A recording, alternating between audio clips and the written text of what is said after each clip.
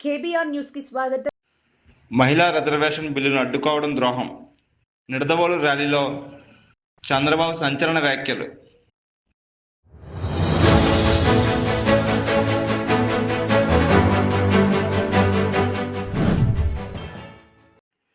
మూడేళ్లు కాదు 30 ఏళ్లు కళ్ళు మూసుకోవాలి. జగన్ పై బీసీ జనార్దన్ రెడ్డి సంచలన వ్యాఖ్యలు.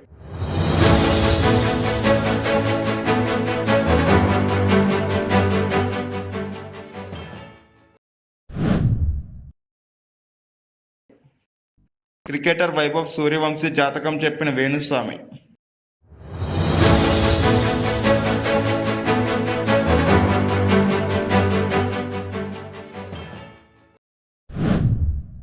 రెండు అడుగుల భూమి హత్య కేసులో నిందితుడి అరెస్ట్.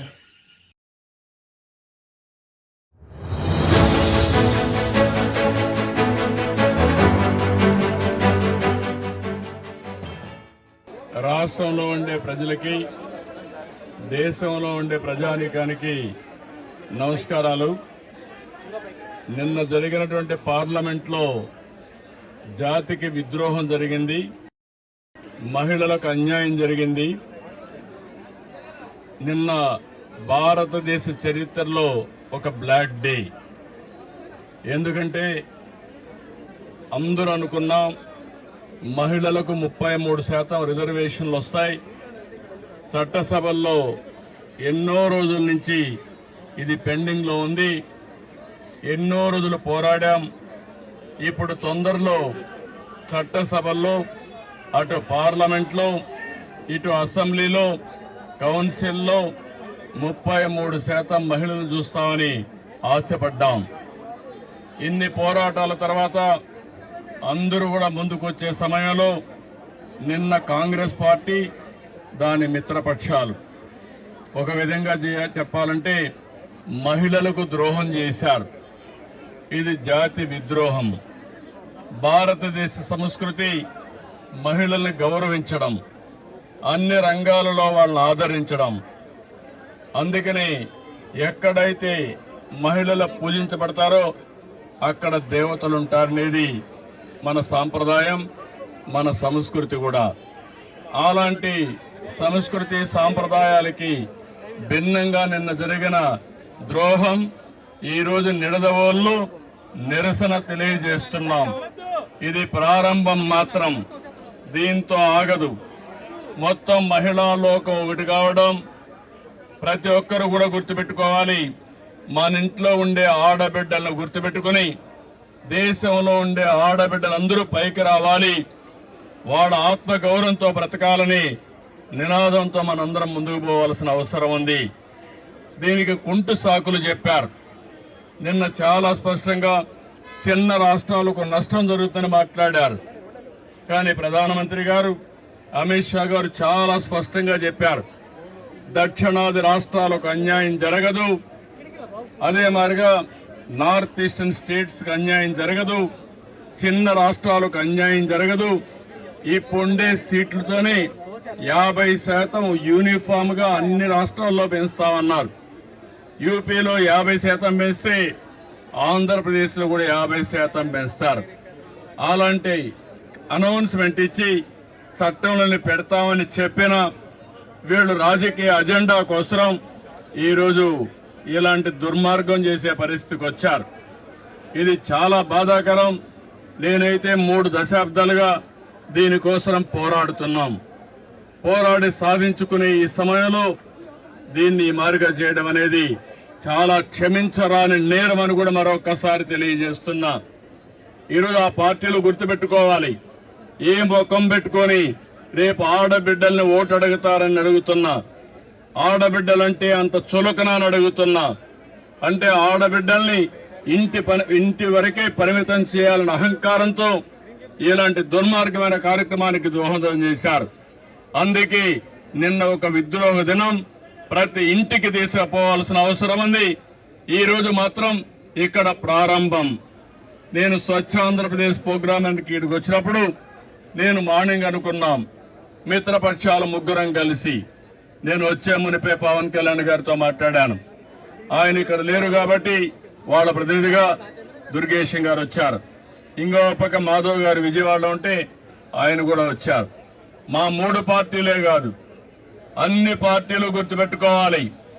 మహిళల్ని మీరు ఓటు అడగాలంటే మహిళా సాధికారత కోసం మీరు కూడా అడ్డంకులు సృష్టించకుండా ఉండవలసిన బాధ్యత, కర్తవ్యం మీ పైన ఉందని హెచ్చరిస్తున్నా.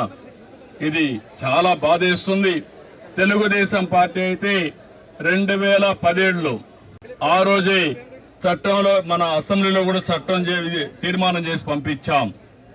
ఇది 3 దశాబ్దాలుగా ఒకప్పుడు కాంగ్రెస్ పార్టీ ఉన్నప్పుడు కనీసం అసెంబ్లీలో బిల్లు పెట్టలేకపోయారు. అలాంటిది 2023లో బిల్లు ప్రవేశపెట్టారు. కానీ సెన్సస్ చేసిన తర్వాత మళ్లీ దీన్ని అమలు చేయాలని చెప్పి నిబంధన పెట్టారు. కానీ 29కి మహిళలకు రిజర్వేషన్లు చేయాలనే ఆలోచనతో ప్రధానమంత్రి గారు ముందుకొచ్చి ఈరోజు సవరణ బిల్లు తీసుకొచ్చారు. అలాంటి సవరణ బిల్లుని వీళ్లు కావాలని డిఫీట్ చేయడం, దానికి దుర్మార్గంగా మనం చూస్తే రాజ్యాంగ సవరణకు 2/2 మెజార్టీ ఉండాలి.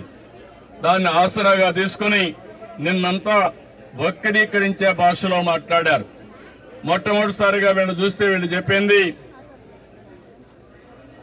దక్షిణ భారతదేశంలో ఉండే రాష్ట్రాలకు అన్యాయం జరుగుతుందని, నార్త్ ఈస్టర్న్ స్టేట్స్ కి అన్యాయం జరుగుతుందని, దానిపైన బేషరతుగా పార్లమెంట్ లో ప్రజల సమక్షంలో అందరికి అర్థమయ్యేట్టుగా చెప్తే దాన్ని వదిలిపెట్టి ఇంకా లేనిపోని సాకులు పెట్టి బిల్లుని డిఫీట్ చేయడం అనేది చాలా బాధేస్తుంది. నేను చూశాను, అపోజిషన్ పార్టీస్ అన్ని విర్రవీగిపోయారు. మేము ఇష్ట ప్రకారం చేస్తాం అనే విధంగా ముందుకు పోయారు.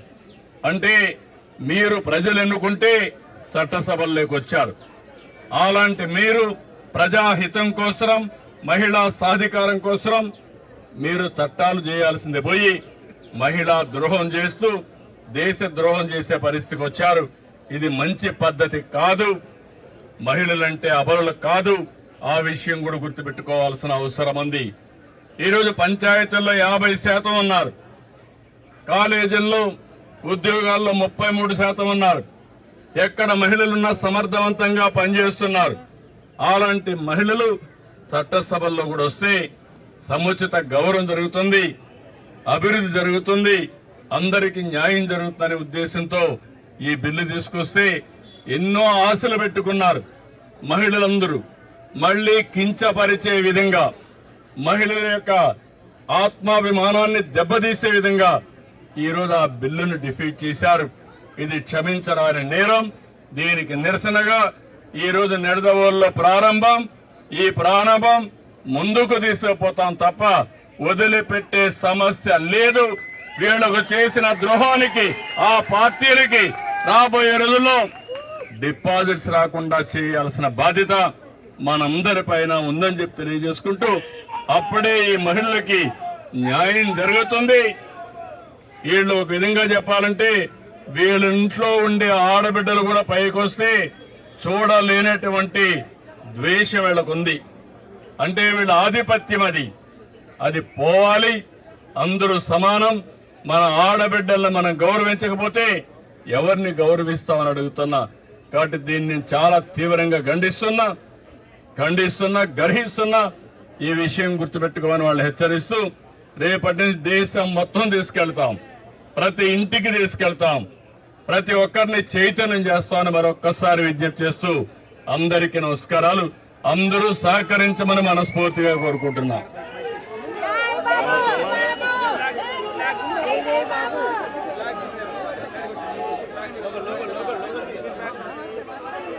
నిన్న జువల్దిన్న కార్యక్రమానికి జగన్మోహన్ రెడ్డి గారు వచ్చి అనేకమైనటువంటి ఆరోపణలు చేయడము, వాటి మీద ప్రజలందరూ కూడా చూస్తూ ఉన్నారు, గమనిస్తూ ఉన్నారు. సాగర్ డిఫెన్స్ అనేటువంటి ఇంజనీరింగ్ లిమిటెడ్కు గత నెలలో ఈ యొక్క కార్యక్రమాన్ని తీసుకుని దానికి పూజ చేయడం జరిగింది గౌరవ్ లోకేష్ బాబు గారు. అంటే ఈ ఫిషర్మెన్స్కి కానీ, ఈ బోట్లకు సంబంధించినది కానీ, ఈ సాగర్ డిఫెన్స్కి ఎలాంటి సంబంధం లేదు. ఎటువంటి సంబంధం లేనటువంటి ఆ యొక్క ప్రాజెక్టును తీసుకొని కేవలం పరిశ్రమలను వాళ్ళ ఓనర్లను భయభ్రాంతులు చేయాలనేటువంటి ఉద్దేశంతో ఒక కార్యక్రమం పెట్టుకున్నాడు ఆయన.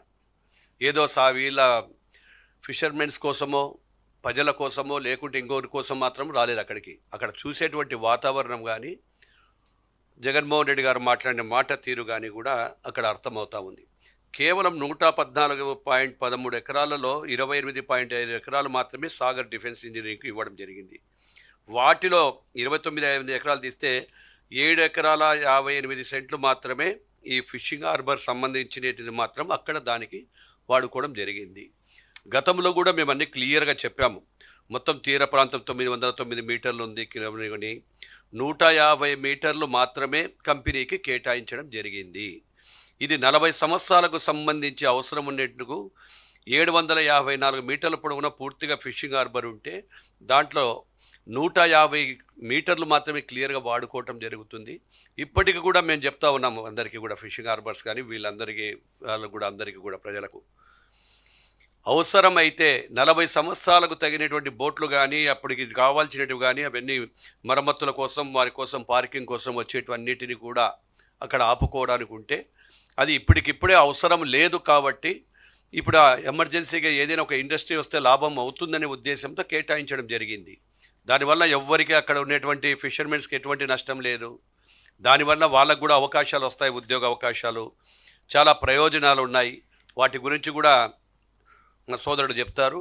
వీటన్నిటిని పెట్టుకొని కేవలం విధ్వంసం చేయాలి, పరిశ్రమలు రాకుండా చేయాలి, పరిశ్రమలు వస్తే తన రాజకీయ ఉనికిని కోల్పోతామనేటువంటి భ్రమతో మతి చెల్లించి ఈరోజు ఇష్టానుసారంగా ఆయన మాట్లాడుతూ ఉన్నాడు. ఇక్కడ ఒక్కటే ఆలోచన చేయాలి. ఆయన అధికారంలో ఉన్నప్పుడు పరిశ్రమలను పారదోలినాడు, అధికారం లేనప్పుడు పరిశ్రమలు వస్తుంటే భయపెట్టిస్తున్నాడు. ఏది మాట్లాడినా మీరు ఇండస్ట్రీ వారికి వస్తే నా ప్రభుత్వం 3 ఏళ్ళు ఉంటే వస్తే మీ కథ చెప్తాను, మిమ్మల్ని జైల్లో పెడతాను అంటాడు. అంటే ఎవరైనా ఒక ప్రతిపక్ష నాయకుడు కానీ ఇంకొకరు కానీ పరిశ్రమలు రాష్ట్రానికి వస్తే ఆ పరిశ్రమల వల్ల ఉద్యోగ అవకాశాలు వస్తాయి, యువతకు బాగుంటుంది, యువత అంతరికి కాకుండా రాష్ట్రానికి కూడా ఆదాయ వనరులు ఏర్పడతాయని చెప్పి ఆలోచన చేస్తే ఈయన మాత్రం ఒక్కడే విరుద్ధంగా నేను ఒక్కడనే చెప్తా ఉన్నాను, వారు వచ్చినప్పుడు ఖచ్చితంగా వీళ్ళందరినీ లేపేస్తా, చంపేస్తా, కొట్టేస్తా. అంటే గతంలో కూడా మీరు 2019 నుంచి 24 వరకు ఆయన కూడా పరిపాలన చేసినప్పుడు మేము ప్రతిపక్షంలో ఉన్నప్పుడు ఏ ఇండస్ట్రీ వారిని కానీ ఏ పరిశ్రమలు కానీ కూడా మేము బెదిరించలేదు. ఆయన పరిశ్రమలు బెదిరించినప్పుడు చాలా కొన్ని సిమెంట్ పరిశ్రమలు వెనక్కపోయినాయి, ఇండస్ట్రీస్ బయటకు పోయినాయి, బయట ఇంటర్నేషనల్ నుంచి వచ్చిన కంపెనీ లూరు కంపెనీ అటువంటివి కూడా బయటకు పోవడం జరిగింది భయపడి. అటువంటిది ఇప్పుడు మళ్ళీ వస్తూ ఉంటే తెలుగుదేశం పార్టీ మా అధినేతకు ఏదైతే గౌరవం వస్తుందో మళ్ళీ వీళ్ళకు ఉనికి వస్తుంది బాగా అని చెప్పి తన రాజకీయ ఉనికిని కాపాడుకోవడానికి ఈరోజు మాట్లాడుతూ ఉన్నాడు తప్ప కేవలం ఫిషర్మెన్ల కోసమో ఇంకొకరి కోసం రాలేదని కూడా ఈరోజు గర్వంగా ఈరోజు గట్టిగా చెప్పగలుగుతూ ఉన్నాను. కేవలం ఆ రోజు అధికారంలోనే 5 ఏళ్ళు నిద్రపోయినాడు కదా. ఆ రోజు ఏమన్నాడు, దివలదున్న ప్రాజెక్టు కంప్లీట్ అయిపోయింది. మరి దుర్వేదన ప్రాజెక్ట్ కంప్లీట్ అయితే నువ్వు నిద్రపోయినావా అంటున్నా. 5 ఏళ్ళు అయిపోయినాక నువ్వు ఎందుకు ఓపెన్ చేయలేకపోయినావు?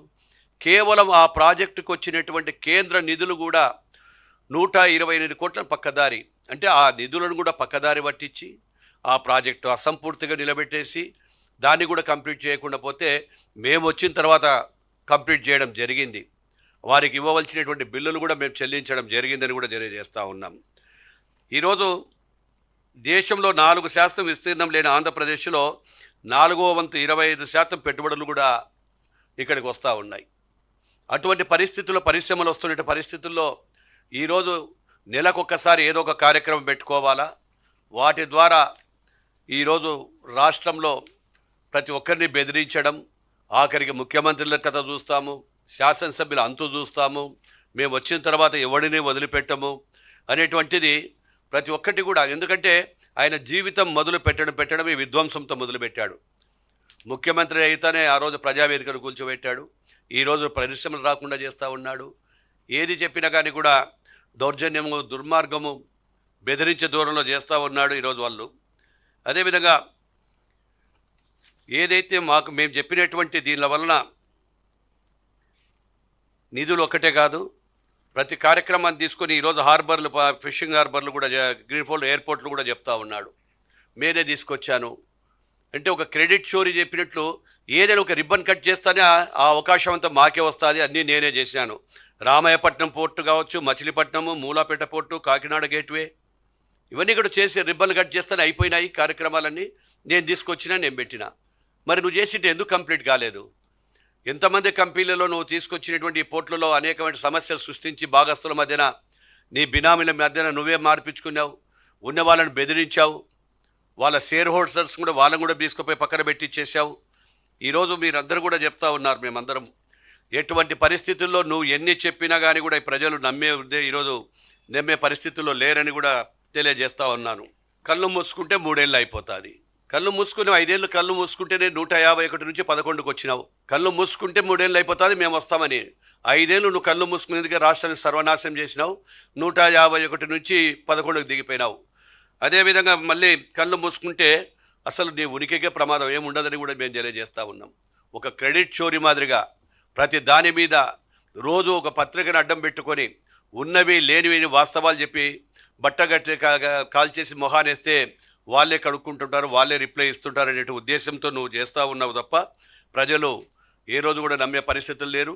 చాలామంది కూడా ఏదైతే ఆ యొక్క పరిశ్రమకు సంబంధించినటువంటి వాళ్ళు కార్మికులు కావచ్చు, అదేవిధంగా ఎవరు కూడా అక్కడికి రాకపోతే ఈరోజు మళ్ళీ కూలీలు ఇచ్చి మీరు పిలిపించుకునే సంగతులు కూడా అందరికి ప్రజలు చూస్తున్నారని చెప్పి తెలియజేస్తూ ఉన్నాము. ఓం నమో వెంకటేశాయ. ఈ మధ్యకాలంలో ఐపీఎల్లో చూసుకున్నట్లయితే వైభవ్ సూర్యవంశీ గురించి మనం చాలా చూస్తూ ఉన్నాము.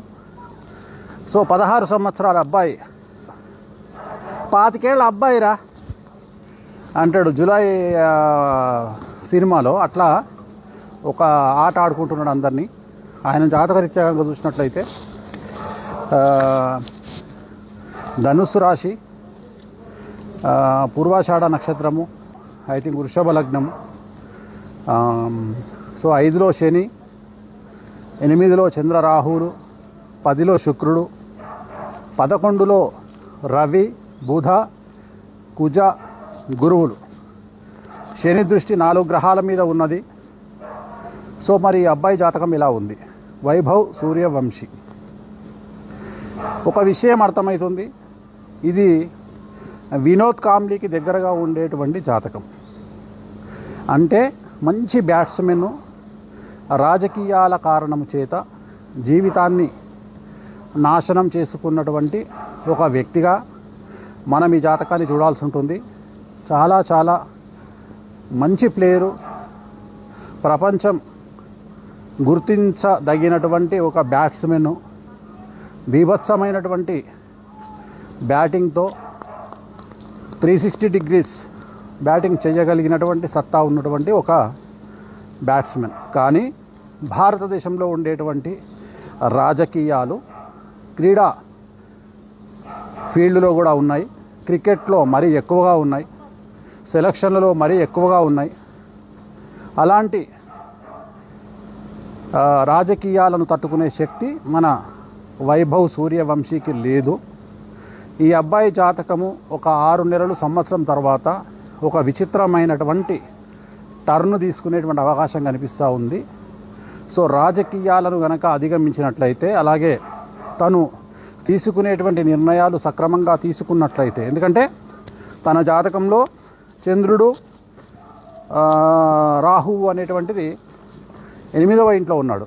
సో అందుకని ఒకవేళ గనక నిర్ణయాలు కరెక్ట్గా తీసుకొని చాలా జాగ్రత్తగా అడుగులు వేసినట్లయితే ఇప్పటి వరకు ప్రపంచ క్రికెట్ చరిత్రలో ఇతనిని కొట్టే మగవాడు ఇంకా పుట్టలేడు. కానీ రాజకీయాల విషయంలో కనుక జాగ్రత్తగా తండ్రి కొడుకులు వాళ్ళ మధ్య, వాళ్ళ దగ్గర బంధువులు రాహుల్ రెడ్డి అనే కుటుంబాల మధ్య 2 అడుగుల, కేవలం 2 అడుగుల స్థలాల గురించి వివాదం గత 35-40 ఏళ్ల నుంచి వాళ్ళ మధ్య వివాదం జరుగుతూ ఉంది.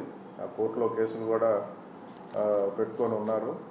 అయినా కానీ ఆ సమస్య పరిష్కారం కాకపోవడంతో ప్రతి చిన్నదానికి వాళ్ళు తరచూ గొడవ పడటం, ఒకళ్ళ మీద ఒకళ్ళ కక్షా కార్పణ్యాలు పెంచుకొని ఒకళ్ళనొకళ్ళు కొట్టుకోవటం ఇది జరుగుతూ ఉంది.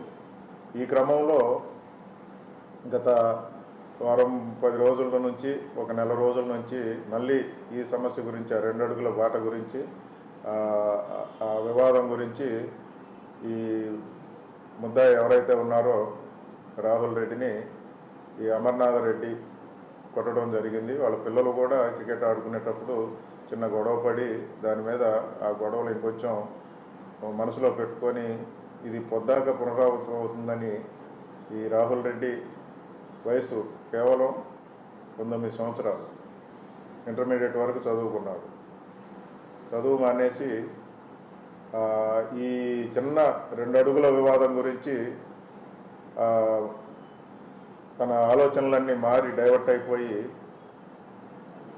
ఇది సమస్య పరిష్కారం కాదు, ఇక ముందు కూడా ఇట్లనే మా కుటుంబాల మీద దాడి జరుగుతూ ఉంది, మా తాతయ్యను కొట్టారు అది ఇది అని చెప్పి అది అమర్నాథ్ రెడ్డి అని తండ్రి